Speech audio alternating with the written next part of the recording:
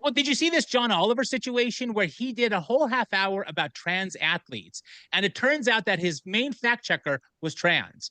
And it was completely one sided in favor of saying, well, men that play women's sports, there's no difference. They're exactly the same. And he And he went fell for it. full on. And Okay. he fell for it, hook, line, and sinker. Okay. And he So, got called out in plenty of media saying, your fact checker is a trans guy, and you didn't actually put out the truth there. But you know what? He didn't correct it. and they're not going to, because They're not going to. there's another agenda. When you look at that and you go, look, this is a really smart guy, and he's in the right place. So he must be able to critically think about this and know that a biological male is different from, a trans whatever. He Yeah. knows this.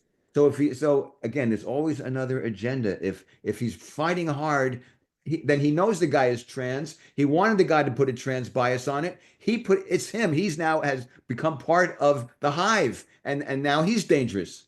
But Walter, do people really, once you have your truth, does the real truth even matter anymore? Because I know so many people that they go, well, that's what I believe. That's my truth. And it's like, just because it's your truth doesn't mean it's the truth.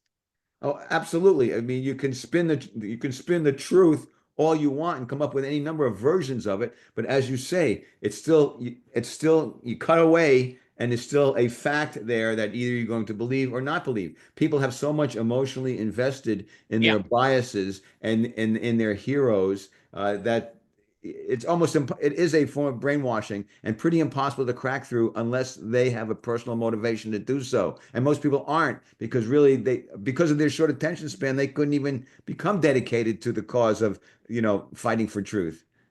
And it's not going to happen. It's not going to change. It's just going to get worse. Absolutely. I'd say pack your bags, but there's no place to go. Yeah. Where the fuck do you go now? It's over. Who knows when? But the real existential crisis is not climate change or the constitutional this or that. It's people being hateful and ugly and disgusting and violent, and then Absolutely. eventually we will chew each other up and blow each other up. There's no other way, and the animals get the last laugh.